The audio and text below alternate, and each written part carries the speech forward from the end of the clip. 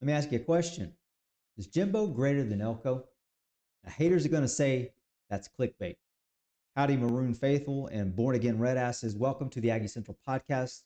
Today I'm asking one hell of a question. Is Elko ahead of Jimbo at the same point in his tenure as the Aggies head coach? So I know it's not exactly is Jimbo greater than Elko. The point is he ahead of him at this point? Okay. Is he doing better than Jimbo is to this point? It's important to ask the question. It's one that makes us feel extremely uncomfortable. I get that because when you ask that question, it makes us feel like we're not behind our head coach. It makes us feel like we're doubting the guy and we should be behind him 100%. I don't think that Elko is that kind of guy. So I don't think anything could be further from the truth when we talk about assessing whether or not Elko is doing well or not. I think he wants us to ask this question because that's the kind of guy he is. He wants and probably just epitomizes uh, accountability. So the purpose here is to establish a baseline, not to hold him accountable. This is the smallest, most inconsequential channel out there. No one cares what I say. It's just to establish a baseline, to establish whether or not we're going to be making progress. I think that's a question he would want us to be asking. So let me lay out my three areas for consideration, three areas that, in my opinion, pretty much make or break a coach. Okay. One, recruiting. Two, coaching and development. And three, it's got to be results. Because ultimately, you have to get results on the field. We all know this is what we're looking for out of every single coach. So before we jump into that, let me address the elephant in the room. First off, still putting the studio together because I've recently moved. I'll get some of this side, some of this stuff out of the way soon. Hopefully, I need some suggestions for things to put up on the wall. Obviously, Aggie related. Give me any suggestions you want. But second, you see what's going on here. I don't know what I'm thinking I'm doing here with this, but I've kind of decided because I am behind Elko, I'm kind of going all in. I'm on day 8, no shave. I don't think you can call this a beard, just like you really can't call this a podcast channel. But I'm not going to shave this puppy until we lose a game. So I'm already committed through August 30th. I don't think we're losing against UTSA. So there's going to be another week. We'll just see how long this stays on. No shave November could get gnarly. Just saying, it could get really gnarly. So throw me the support for that. It's coming in pretty splotchy. I don't know if I've got any salt and pepper in here or not, but that is. So that's another change. Let's get into it. Let's talk about recruiting. Let's start with Jimbo. Jimbo came in 2017, right? So there was a 2018 class that signed in February that was not really his class, right? This is mostly someone's guys. 2018, we were ranked 17th team rankings. We had 13 4-star and 10 3-star recruits. So not a bad haul for a guy coming in that basically just has 2 months to work, right? I think Jimbo did a pretty decent job here. Coming in off the tails of what someone had left for him. We need to talk about that a little bit more in depth. Swing back around to it about what each person was left in the wake. Okay. Then we get to 2019. We got the composite 4th ranked recruiting class with 2 5-stars, 14 4-stars, and 10, count them, 10 3-stars. Okay. So that's essentially where we're at this moment. Elko has had about a season and a half to get this program up and rolling. So he had one class that's not really his, but he had to piece together. And then he has had one full class to himself. So 2014, 2014, are you kidding me? Come on, Central. 2024, the 19th class for Elko with 1 5-star, 15 4-stars, and 1 3-star. So just 17 recruits in the entire class. Okay, that's keep that in mind. We're coming back to that because I think it's got a contextual story there that does have to be addressed. Now, 2025, Elko's first full class, the 9th ranked class, a top 10 class. That's a quality class, right? What's he got in this class? He's got 1 5-star, 20 4-star recruits, and 4 3-star recruits. Okay. So Jimbo's class rankings may be a little inflated based off of what we're seeing with how many recruits he's taking, right? Uh, what 2018, his first full class. I'm sorry, not first full class, but that one that's it's attributed to him, but is really someone's class. He's taken 23 recruits uh, to Elko's 17 recruits in his first season of classes that aren't exactly theirs. Now, because of that, I want to look at the average recruit ranking. Okay. Jimbo's classes, they were up there because more recruits gives you more points. But to average that out, since they're taking a different amount of recruits, average recruit rating is pretty important. Jimbo in 2018 averaged 89, and in 2019 it was just over 91, 91.05. For Elko, that first class that he was putting together, he still signed in February, was 91.43. Okay, 91.43. Pretty salty actually for your first class that you have to sign.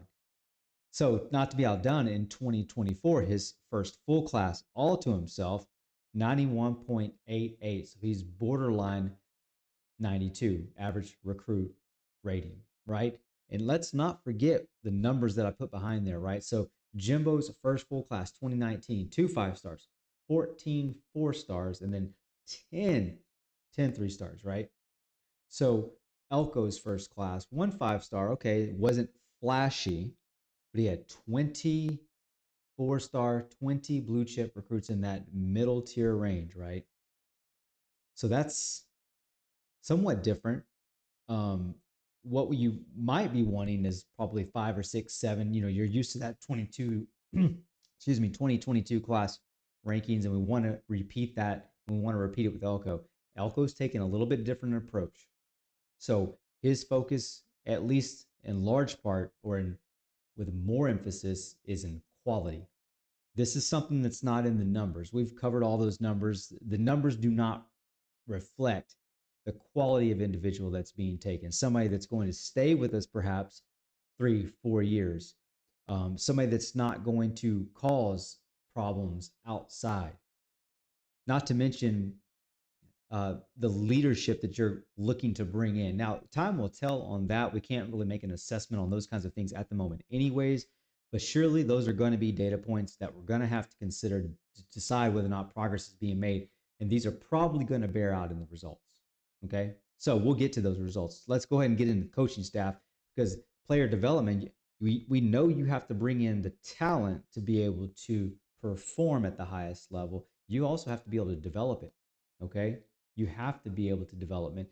And there's definitely some key ways to understand whether or not this development is taking place.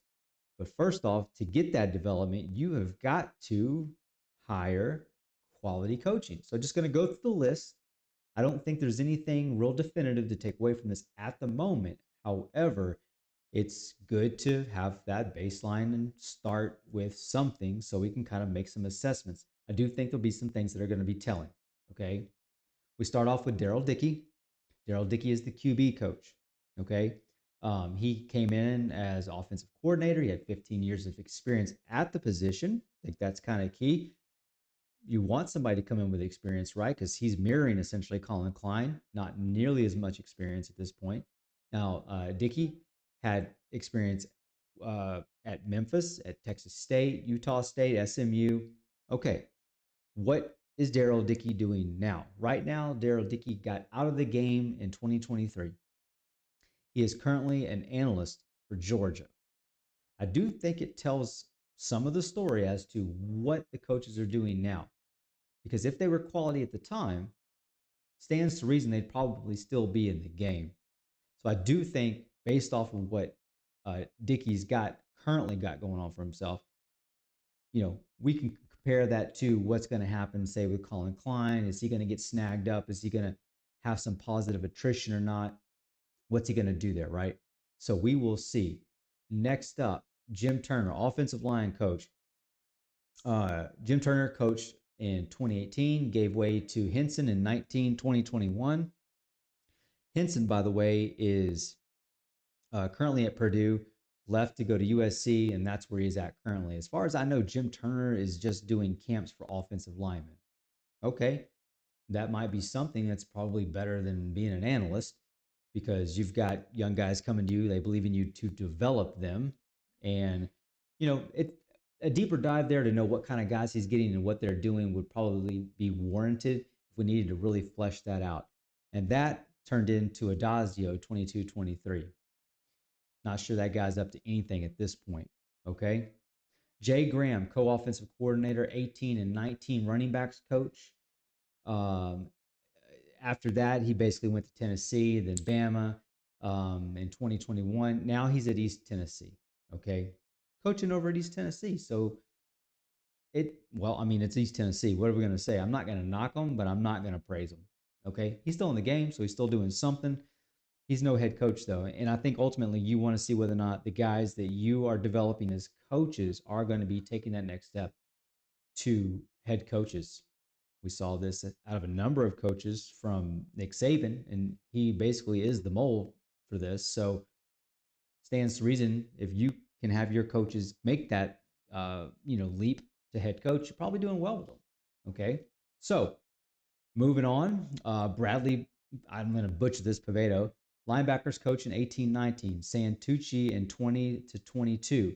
He followed Elko to Duke at that point. He's currently at the Ravens, but he had moved on to Georgia Tech and then took that NFL job. So I actually think this is probably the best success story from that situation. But are you going to give the credit to Jimbo or to Elko? Man, I think depending on where your allegiances lie at this point, and I'm trying to play things down the middle, right? Whenever I was having my travels and me and old Sarge are having kumbayas, I made a commitment to not being so biased one way or the other and only seeing things through maroon sunglasses. So I think depending on where you lean is probably where you are going to lay this down. But I'm not going to lie. I'm not going to lie. He follows Elko and then he's ended up able to turn that into something. I think you're at least going to give that 60-40 in Elko's favor since that was the way it went. He was the last one to touch him, right? He was on his squad and then he moved on. So that's where I'm going to go with it. Welcome to disagree, right? Damian Craig, wide receivers from 18-21, QBs in 22. Now he played for LSU in 16. Did some quality control for FSU in 2017 before he came in with Jimbo and currently at Georgia State. So not bad, not bad. And now we're getting to his defensive coordinator. He did have Elko, so now it gets even more dicey. Can Jimbo take credit for Elko going to Duke, or is that just an Elko thing? Well, you're really going to have to talk through that one. Logically, because of the lack of production from the coaches to succeed into that coaching role, I think you're probably going to have to go 60-40 on this one, giving it to Elko as a person who was self-made. Okay. He gave way to DJ Durkin, and what's Durkin doing? Durkin wasn't able to turn that into something. I think he's over at Ole Miss currently, or doing a little bit of swapping around, and maybe over at Auburn at the time. So I'm sure he's still running that 3-4 somehow. Terry Price is also on the roster for coaches, as well as Rob. Two probably most amazing coaches. Terry Price to me wasn't a guy that was really looking for that next step up. He liked working where he was working with the guys he was with. Right up until his passing, I think he was right where he wanted to be. Rest his soul. Wish we still had him. I think Elko probably would have retained him. Rob, I'm not exactly sure where this one was. Maybe it was just time for him to kind of move on to where he did. I think he was successful. I think he's got to the point where he's been able to take that next step. Whereas for him, coordinator would be that next step. So that's a plus for Jimbo. The biggest thing probably to take away from all this is starting to look at draft picks. Then we'll look at Jimbo's first, and then we'll get over to Elko's pieces, okay? Because we want to know who we're working with coaching wise as well. You know what? Let's just take a little back step real quick, and then let's just go over those coaches real quick. Here's what Elko's got going on at the moment. So Trooper Taylor, running back from Baylor. He's doing DBs coming with Elko from Duke. I think that says something if somebody's willing to come along with them, but they could be riding coattails to a degree. I'm not saying that as a negative, but it's just something if you're going to go with the coach. But Elko thinks highly of him. So we'll see. He's got some young guys on the squad. A little too early to really make some definitive judgments at the moment about the quality of these coaches and what they can do development wise. But be that as it may, being somebody that was held over, I think it's a vote of confidence. You got Lyle Hemphill, retained from Duke also. Jay Bateman, okay, brought him from Florida, where he coached linebackers, and he's now the DC. Colin Klein, we all know Colin. We all know Klein. We all know what he did. Previously OC at K-State. He's got 1 year experience to Dickey's 15 at the time. So you might look at that and say, well, Colin's only got 1 year experience. Dickey had 15. So that's probably in Jimbo's favor if you're just going off the numbers. I just think I wouldn't quite equate them that way at the moment. I'm probably going to just give way to production in the end. Okay. So Jordan Peterson's got DBs, Holloman Wiggins wide receivers, Ishmael Aristad DBs, and Adam Cushing, doing offensive line, right? So where are we at with that? That's good. Let's look at draft picks. Draft picks are the best way to determine whether or not you are developing talent. So the first class for Jimbo would have been in 2019. Remember, 2017, Jimbo's hired. 2018, the first class under him. However, those were all guys that played for someone. Jimbo didn't have really anything to do with those guys. 2019, here's who's drafted. Eric McCoy, 2nd round. Jay Sternberger, 3rd round. Kingsley Kiki, 4th round. Dalen Mack, 4th round. Travion Williams, 6th. Donovan Wilson, 6th. Colin Gillespie, 7th. Okay. 2nd year, 2020, Matabike, 3rd round. Braden Mann, 6th round. Just the two in this situation. Okay. So we can keep on going 21, but we're not to 21 yet. Keep in mind though, for that corresponding year for Elko, that's just not there yet, right? So for Elko, first year of recruits that were drafted, essentially he's only got 1 class at this point because, I mean, there was a 2024 class, and in that class you had Edgerrin Cooper 2nd, McKinley Jackson 3rd, Layden Robinson 4th, Anaya Smith 5th. Okay, I'm hearing you. You going to give credit for Jimbo for that? Or because this is so kind of muddled, Elko gets a little bit of credit for that as well, since he worked with Edgerrin, he worked with McKinley in large part, recruiting these guys and being a big part of that, right? Didn't even mention that earlier. A big part of Jimbo's recruiting was Elko for a long time. I don't think he could have done what he did without Elko, right? So first class for Elko, you got Shamar Stewart, 1st round. Nick Scorton, 2nd round. Shamar Turner, 2nd round. So just 3 draft picks. Only the 3, but they're real high. They're real high. You're comparing these again to what? Let's see, McCoy, Sternberger, Kingsley, Mack, Travion, Donovan, Gillespie, right? So 7 for Jimbo in his first class, but the highest pick is 2nd round McCoy, gives way to another pick 3rd round, and then everybody's 4th or after that. So, man, you might could make this a wash. It's possible to make it a wash. I could make a case probably for Elko here. You know, a 1st rounder, 2 2nd rounders. That's pretty strong. The number is concerning. It wasn't that many. I'm really curious to see what Elko is going to do this next year, and then with the subsequent draft after that, right? Because with Jimbo, he 7 after the first year, but only 2, and one of those is a kicker the 2nd year. That to me might be throwing up a couple of red flags, right? We know we've had a lot of conversations, especially over the offseason. Elko has reiterated this, that NFL draft talent is big, and he seems to think it's going to be quite substantial this next year for this team. Very excited to see what that turns into. So that's kind of a big deal. Now, where the rubber meets the road, results. Time for results. First year results for Jimbo, 2018. First full season, 8-4 was in the regular season, 9-4 overall. So we did win the bowl game. Remember, we lost to Clemson this year in that pylon game. Lost to Mississippi State. Still, I mean, it just still hurts. I don't understand this team. Mississippi State. I don't know why. I kind of dislike you more in Arkansas, but it is what it is at this point. We lose to Alabama. We lose to Auburn. Win versus LSU in the game that changed college football, 74-72.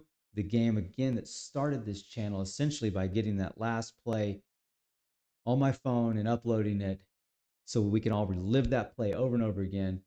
We win that one. This year, Jimbo had 2 ranked wins. Number 7, LSU, number 13, Kentucky. We beat Kentucky that year. Fun game there. That's kind of a big deal too. I think pretty telling what kind of wins you're getting. That's pretty solid, 7 and a 13. Although that 7 with LSU, man, that really could have gone either way. But it happened. There's got to be credit given there. Okay, first year for Elko, 8-4. Regular season, 9-4. Excuse me, flip that because that didn't happen. 8-5 overall because we lost the bowl game to USC. I don't know how my numbers got flipped up. We lose to Texas this year. We lose to South Carolina, Notre Dame, Auburn. However, we did have 2 top 10 wins. 2 top 10 wins. So I believe it was number 7 and number 8. We beat Florida. So it was not Florida. It was Missouri and LSU. Those were the 2 top 10 wins this last year. Pretty strong considering the wins for Jimbo. And we were also basically 1 game away from the SEC championship. So I think that's pretty big deal to be 1 game away in your first year. The game that we had in 2018, you would probably contextualize these and say those were really tough games, right? This was the year when we had something like 5 number 1s on the schedule, or at least 5 teams within the top 5 to be safe. That way, no one can really argue that, depending on when you looked at them at the time that you played them or at the time that they finished the season. However you want to look at that, it was top 5, right? It's a lot of teams. I might look back on our previous schedule of this last year and say, well, it wasn't nearly that difficult, was it? It wasn't nearly that difficult as 2018. So surely having the same regular season record and then not winning the bowl game is worse. Reasonable case to be made. I'm not even going to knock that case. I think it's a pretty compelling case that Jimbo's first year was somewhat more successful. But there's those couple of intangibles. However, I want to make this case to you, okay? Notre Dame was returning from the championship game. They had a solid defense throughout the entire game, throughout the entire year. So I think that's kind of a big deal. We had a surging South Carolina team, one that, you wouldn't look at the name and say, yeah, that's going to be the team.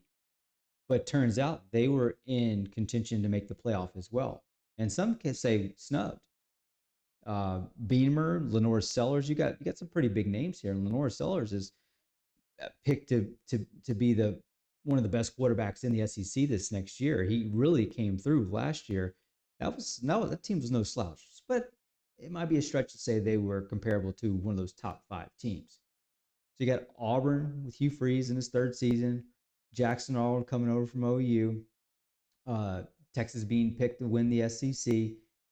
There's a lot of things this second year that are going on as well that are going to be very telling, right? I think I misspoke earlier. I was talking about Notre Dame returning from the championship, but you just consider our previous schedule. Notre Dame now this next year is returning. So this schedule in this second year is going to be pretty difficult. I don't think people should slouch on it and say, well, it was much easier than Jimbo's. That would just not be accurate, right? Texas, again, is picked to win the SEC. We got to go play at their place. We got to go play at Notre Dame. We get South Carolina home, but Lenore Sellers is like top 2 quarterback in the SEC, maybe the country. Hugh Freeze is wanting to do big things. LSU has a top quarterback as well. They're being picked all over the place, and they're definitely in the top five in the SEC. So there's a lot to be said there. I mean, you got big outlets like Crane and Company, um, JD Pickell, a lot of these guys, Josh Pate, whoever, name the person, and LSU is all on every single one of them's radars, particularly because they have what most teams have who go to the college football playoff and make it into the top four and or win it, a elite quarterback in Nussmeier. So playing against an elite quarterback, no slouch. Now, it's hard for me to sit here and make that once since we played LSU at home. And, we intercepted the guy a couple times and, really read him the right act while he was here in Kyle Field. But this year we have to go also to Death Valley. Can't understate that. I don't think we've won in Death Valley. I'm gonna have to look that one up. It's been a while, if ever. I'm not sure if we've been in the SEC and ever won in Death Valley. I'm almost positive that's a no. So we got to go there, a place we've never won. This schedule, y'all, is no slouch for this coming year. So that lays the baseline also for this year about what to expect to a degree, right? And that really kind of jumps us into the next conversation, which you will have to come back for, which is the season preview. So we'll preview all these matchups, make a prediction. Now, we're over for tonight. But if you've got this far and you're still watching and you have not unsubscribed from this channel yet, you need to go ahead and do that. I asked last time, please unsubscribe to this channel. Not because I hate you, I want you. Please view you're here, you viewed it. You've done all I need you to do. I'm not here to make money, I'm here to entertain and give you a good quality product. So if you've had a good quality product and you want to do something, I guess you can like and share it. Do whatever helps the algorithm to continue to keep feeding this to yourself. Don't do it to help me out. I don't want a subscription. That's just my way of saying, sticking it to YouTube. So, with that being said, make sure to come on back. We're going to be talking the um, schedule, the 2025 schedule, the predictions and preview for all that in the next episode, which we will see you then.